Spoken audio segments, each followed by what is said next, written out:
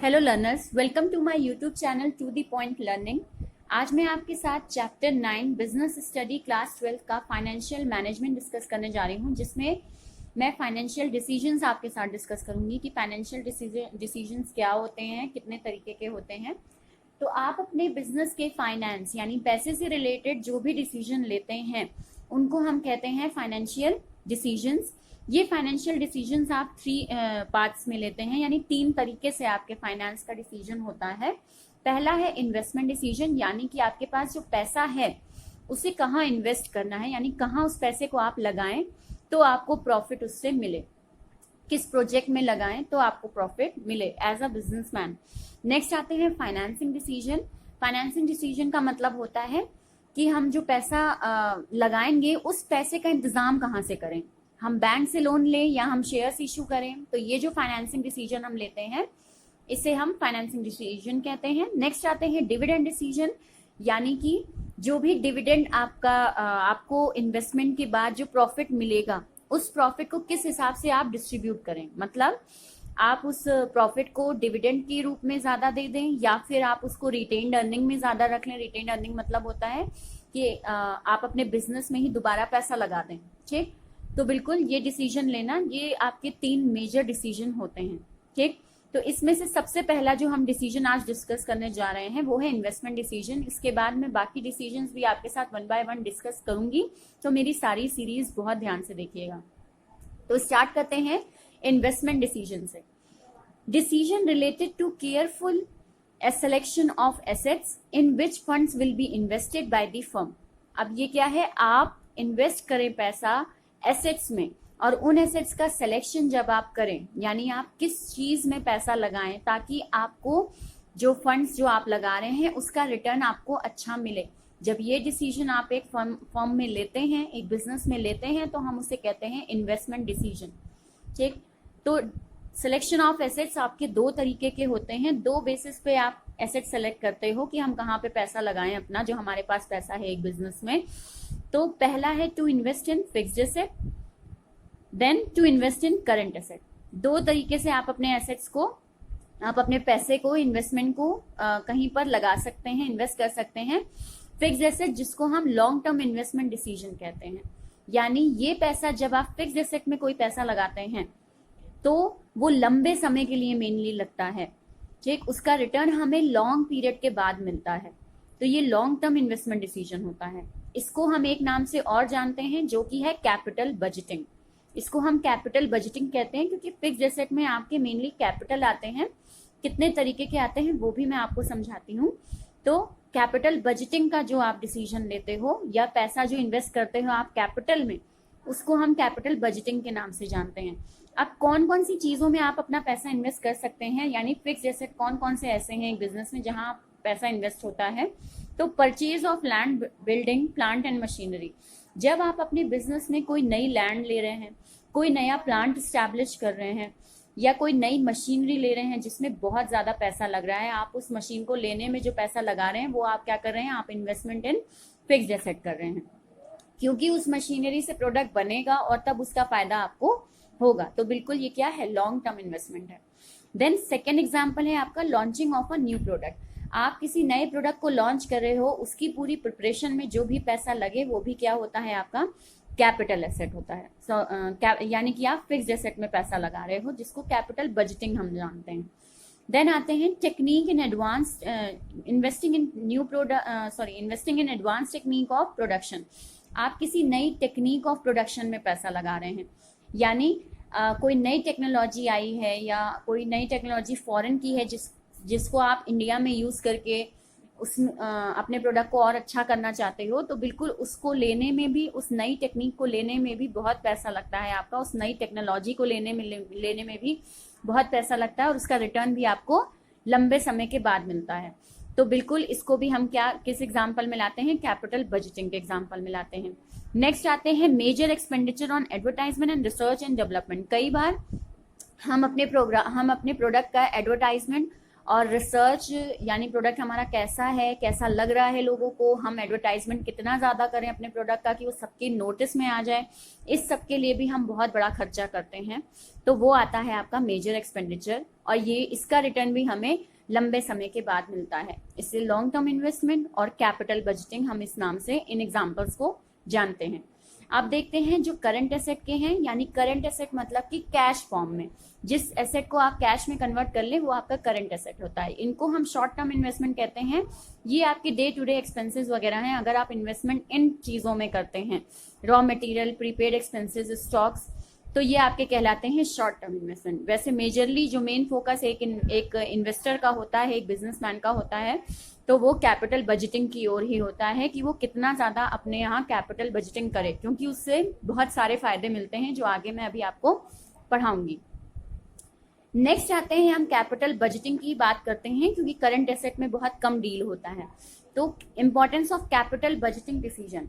Capital budgeting क्यों important है, हम क्यों करें कैपिटल बजटिंग डिसीजन, क्यों लें, या ये किस तरह हमारे लिए ज़रूरी है, या हमें ये क्या क्या फ़ायदे देगा, या क्या क्या नुकसान, या क्या क्या चीज़ें देखनी है हमें, वो इम्पोर्टेंस हम देखते हैं। सबसे पहला है ये कैपिटल बजटिंग जो होता है एक लॉन्ग टर्म ग्रोथ होता है। यानी अगर आप पैसा कैपिटल में इन्वेस्ट करते हो, यानी लैंड, मशीनरी और प्लांट वगैरह को परचेज करने में आप पैसा लगाते हैं, तो इससे आपका बिजनेस ग्रो करता है इन फ्यूचर। आप एक मशीन से काम चला रहे हैं और अब आप पैसा मशीन में लगाकर उसकी जगह 4 मशीनरी मंगा रहे हैं, तो जाहिर सी बात है कि आपका जो बिजनेस है वो ग्रो करेगा और लॉन्ग टर्म ग्रोथ होगी आपके बिजनेस की। एक बड़े लेवल पे आपका बिजनेस लंबे समय के लिए रन होगा। तो बिल्कुल कैपिटल बजटिंग इसलिए इम्पॉर्टेंट है क्योंकि आपको अपने बिजनेस को बढ़ाना है, एक्सपैंड करना है, उसको लगातार ग्रोथ में लाना है, तो बिल्कुल कैपिटल बजटिंग ज़रूरी है। देन आते हैं large amount of funds involve. इसमें कैपिटल बजटिंग में आपके पास जो फंड हैं वो बहुत लंबे होने चाहिए, I mean बहुत लार्ज होने चाहिए। आपके पास जो फंड की अमाउंट है वो अमाउंट बहुत ज़्यादा होनी चाहिए, तभी आप कैपिटल बजटिंग में इन्वेस्ट कर सकते हैं। जैसे प्लांट खरीदना कोई सस्ती चीज़ नहीं है। आप पूरी की पूरी एक इंडस्ट्री इस्टेब्लिश कर रहे हो, एक प्लांट बना रहे हो किसी चीज़ को, किसी प्रोडक्ट को बनाने के लिए, तो वो कोई कम अमाउंट में नहीं बन जाएगा। तो बिल्कुल आपके पास ह्यूज अमाउंट ऑफ फंड होना चाहिए, तो कैपिटल बजटिंग इसके लिए ज़रूरी है। नेक्स्ट आते हैं रिस्क इन्वॉल्व। कैपिटल बजटिंग में रिस्क भी होता है। रिस्क क्यों होता है, क्योंकि आप जो ये पैसा इन्वेस्ट कर रहे हो उसका रिटर्न आपको लंबे समय के बाद मिलेगा, आपको तुरंत उसका रिटर्न नहीं मिलेगा। ठीक, अगर हम देखें तो फॉर एग्जांपल आप कोई भी काम कर रहे हो और उसका रिटर्न आपको कई सालों बाद मिलना है, तो यानी उस साल के हिसाब से आपका रिस्क भी बढ़ जाता है। तो बिल्कुल कैपिटल बजटिंग को हम लॉन्ग टर्म इन्वेस्टमेंट इसीलिए कहते हैं क्योंकि इनका रिटर्न हमें बहुत टाइम बाद मिलता है, और अब वो रिटर्न सही मिलेगा या नहीं मिलेगा ये आप पहले से प्रेडिक्ट नहीं कर सकते। तो बिल्कुल रिस्क जो होता है वो हाई रिस्क होता है। इसमें रिस्क काफ़ी इन्वॉल्व होता है कि आपका पैसा भी चला जाएगा और इन फ्यूचर आपको उससे प्रॉफिट हो या ना हो वो अनडिसाइडेबल है, आप उसे डिसाइड नहीं कर सकते पहले से। देन आते हैं इरिवर्सिबल डिसीजन, यानी कि आप अपने पैसे को एक बार आपने कहीं कैपिटल में इन्वेस्ट कर दिया तो आप उस डिसीजन को रिवर्स नहीं कर सकते, आप वापस वो डिसीजन ले नहीं सकते कि नहीं मुझे कैपिटल में इन्वेस्ट नहीं करना है। क्यों? क्योंकि अगर आपने एक बार फैक्ट्री या एक बार अपना प्लांट परचेज कर लिया पैसा लगा के, तो अगर आपको अब उसे सेल आउट करना पड़े या उसको आप वापस डिमोलिश करें, उसको ख़त्म करना चाहें, तो वो आपका पैसा लॉस ही होगा। आपको पूरा का पूरा पैसा जो आपने वहाँ लगाया था, इन्वेस्टमेंट जो की थी, वो कभी भी पूरी की पूरी इन्वेस्टमेंट आपको हाथ में वापस नहीं मिल जाएगी अपने डिसीजन को बदलने के बाद। तो बिल्कुल इरिवर्सिबल डिसीजन होता है, आप इसको वापस रिवर्स में नहीं कर सकते, आप अपना निर्णय जो है वो चेंज नहीं कर सकते। तो ये सारे importance of capital budgeting decision. Then अब हम आते हैं factors affecting capital decision, capital budgeting decision, यानी कि हम क्या क्या चीज़ों का ध्यान रखते हैं किसी कैपिटल में पैसा लगाने से पहले, यानी किसी कैपिटल में इन्वेस्ट करने से पहले हम किन चीज़ों को ध्यान में रखें। पहला होता है cash flow of the project, यानी हमें कितना कैश फ्लो उस प्रोजेक्ट से हो रहा है। सपोज कि हमने एक प्रोजेक्ट में इन्वेस्ट किया, प्रोजेक्ट ए में इन्वेस्ट किया हमने, हमें पहले साल मिल रहे हैं 1 लाख, दूसरे साल मिल रहे हैं 1 लाख, तीसरे साल मिल रहे हैं 1 लाख, 1 लाख, और हमें चौथे साल भी 1 लाख मिल रहे हैं। हमें टोटल फायदा इससे कितना हो रहा है? 4 लाख का हो रहा है, राइट। अब एक प्रोजेक्ट है हमारा बी, जिसमें हम एक साल में पहले साल हमें कुछ नहीं मिल रहा है, दूसरे साल हमें कुछ नहीं मिल रहा है, तीसरे साल हमें 2 लाख मिल रहा है, चौथे साल हमें 3 लाख मिल रहा है। तो ये क्या हो गया? 5 लाख। ठीक, तो अब अगर हम देखें तो इसमें हम ये देखते हैं कि हमें यहाँ पे 5 लाख का फायदा हो रहा है, यहाँ पे 4 लाख का फायदा हो रहा है, लेकिन हमें पहले 2 ईयर्स में कुछ भी नहीं मिल रहा है। ठीक, तो अगर आपका डिसीजन आपको ऐसा लगता है कि आपको पैसा ऐसे इन्वेस्ट करना है कि आपको जल्दी ही उससे रिटर्न मिलने लगे, तो बिल्कुल फिर आपके लिए प्रोजेक्ट ए अच्छा रहेगा, क्योंकि लगातार हर साल आपके झोली में 1-1 लाख रुपए आते जाएंगे उस प्रोजेक्ट से।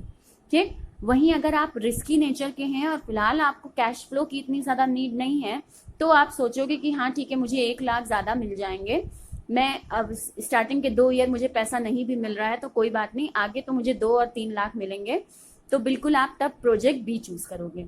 तो बहुत जरूरी है कि आप देखें कैश फ्लो देखें कि आपको जिस प्रोजेक्ट में आप पैसा इन्वेस्ट कर रहे हो वहां से आपको जो पैसा रिटर्न में मिल रहा है, जो पैसा उससे कैश आपको जो मिलेगा वो किस तरीके से होगा, वो कंटिन्यूअसली मिल रहा है या ब्रेक में मिल रहा है। ठीक, नेक्स्ट आते हैं रिटर्न ऑन इन्वेस्टमेंट, यानी आप जहां भी पैसा इन्वेस्ट कर रहे हो उससे रिटर्न यानी उससे मिलने वाला प्रॉफिट कैसा है। ठीक, फॉर एग्जाम्पल आप ए प्रोजेक्ट में इन्वेस्ट कर रहे हो और वहां से आपको 30% प्रॉफिट मिल रहा है या 30% रिटर्न आएगा, और बी में आपने जो पैसा इन्वेस्ट किया वहां से 20% ही रिटर्न आएगा, तो जाहिर सी बात है आप किस प्रोजेक्ट को पसंद करेंगे? ए प्रोजेक्ट को पसंद करेंगे। क्यों? क्योंकि आपको उससे इस ए प्रोजेक्ट में पैसा लगाने के बाद आपको 30% रिटर्न मिलेगा। ठीक है, ये रिटर्न आपका ये भी होता है कि जितना पैसा आप लगा रहे हो, ठीक है, अमाउंट जितना आप इन्वेस्ट कर रहे हो, अमाउंट इन्वेस्टेड प्लस प्रॉफिट, यानी आपको ये ध्यान देना है कि आप जो पैसा लगा रहे हैं वो पैसा जो प्रॉफिट उससे मिले वो ज्यादा हो। यानी आप अगर 1 लाख लगा रहे हो कहीं पर पैसा, ठीक है, तो आपको उससे प्रॉफिट 1 लाख ही मिलेगा, तो वो आपके लिए लॉस ही है। लेकिन अगर आपको 2 लाख मिलेगा तो वो आपके लिए प्रॉफिट है। तो बिल्कुल ये चीज आपको ध्यान रखनी है कि रिटर्न ऑफ इन्वेस्टमेंट क्या है, इक्वल है तो वो प्रोजेक्ट आपके लिए बेकार है उस जगह पैसा लगाना। देन आते हैं इन्वेस्टमेंट क्राइटेरिया। आप कई चीजों का ध्यान रख के तब इन्वेस्टमेंट करते हो, क्या क्या चीजों का कौन कौन से क्राइटेरिया ध्यान में रखते हैं वो इसमें देखते हैं। पहला है अमाउंट ऑफ इन्वेस्टमेंट, आपके पास खुद पैसा है कितना। ठीक है, ये बहुत जरूरी है कहीं पर भी पैसा लगाने के लिए। अगर आपको प्लांट नया सेटअप करना है और उसके लिए आपके पास प्रॉपर इन्वेस्टमेंट है ही नहीं, तो बिल्कुल जाहिर सी बात है कि फिर आप प्लांट नहीं लगा पाएंगे। तब आप सोचेंगे मैं मशीनरी वगैरह लाकर तब काम चला लूं, राइट। तो अमाउंट आपके पास खुद के पास इन्वेस्टमेंट कितना है, पैसा कितना है, वो देखना है। इंटरेस्ट रेट, अगर आप लोन लेकर कहीं से इन्वेस्टमेंट का इंतजाम कर रहे हैं, पैसे का इंतजाम कर रहे हैं, तो इंटरेस्ट रेट वहां कैसा है।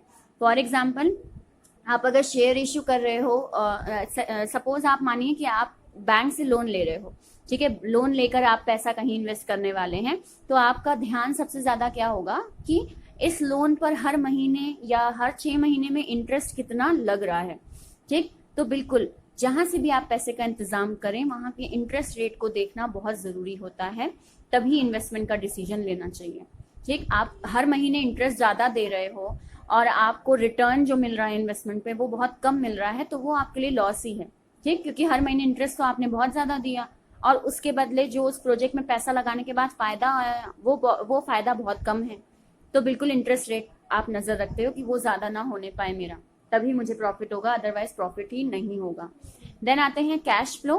कैश फ्लो मतलब यही कि आपको किस हिसाब से उस जहां भी पैसा इन्वेस्ट कर रहे हैं वहां से किस हिसाब से रिटर्न मिलना है, कंटिन्यूअसली रिटर्न मिलना है या एक एक गैप में या गैप्स के बाद आपको फाइनली एक मेन अमाउंट मिलनी है। तो बिल्कुल कैश फ्लो कैसा है आपका, ये भी आप ध्यान रखते हो कोई भी इन्वेस्टमेंट का डिसीजन लेने से पहले। और लास्ट आपका रेट ऑफ रिटर्न, वही चीज कि आपको कितना रिटर्न मिलेगा कहीं भी पैसा इन्वेस्ट करने से। ठीक है, जैसे आप किसी भी प्रोजेक्ट पे इन्वेस्ट कर रहे हो और वहां से आपको फायदा 1 लाख आपने रुपए डाले और उससे फायदा आपको 1 लाख हुआ, तो वो कोई फायदा नहीं है, उससे आपको रिटर्न 1 लाख ही मिला, इन्वेस्ट भी 1 लाख ही किया, तो आपका प्रॉफिट 0 हुआ। ठीक, उसके हिसाब से कोई प्रॉफिट नहीं है। लेकिन आपने इन्वेस्ट 1 लाख किया और आपको रिटर्न जो पैसा जो प्रॉफिट मिला वो 5 लाख था, तो बिल्कुल ये प्रॉफिटेबल इन्वेस्टमेंट है आपकी। तो ये सारे क्राइटेरिया आप ध्यान में रखते हो, इसको हम कहते हैं इन्वेस्टमेंट क्राइटेरिया। जो कहीं भी पैसा इन्वेस्ट करने से पहले आप इन चीजों पे नजर रखते हो कि मेरे खुद के पास पैसा कितना है, ठीक है, कितना इन्वेस्टमेंट मुझे चाहिए, ठीक। उसके बाद मैं जहां से अगर लोन लेकर इन्वेस्टमेंट ले रहा हूं तो वहां का इंटरेस्ट रेट क्या है, मुझे हर महीने देना कितना होगा as a debt, then cash flow कितना है, देन रेट ऑफ रिटर्न कितना है। तो ये होते हैं फैक्टर्स अफेक्टिंग कैपिटल बजटिंग, जो आपके इस डिसीजन को, कैपिटल बजटिंग यानी फिक्स एसेट में पैसा लगाने से पहले आपको ये चीजें सोचनी पड़ती हैं, ये चीजें चेक करनी पड़ती हैं, एनालाइज करनी पड़ती हैं। तो ये हमारा फाइनेंशियल डिसीजन का पहला टॉपिक जो कि इन्वेस्टमेंट डिसीजन है वो कंप्लीट हुआ। आई होप आपको ये क्लियर हुआ होगा। अगर कोई भी डाउट है या कोई भी आप सजेशन देना चाहते हैं तो कमेंट सेक्शन में ज़रूर मेंशन करें, और मेरे चैनल पे नए हैं तो उसे लाइक करें, सब्सक्राइब करें और शेयर करें ताकि आपके बाकी क्लासमेट्स को भी हेल्प मिले। Okay, so thank you and have a nice day.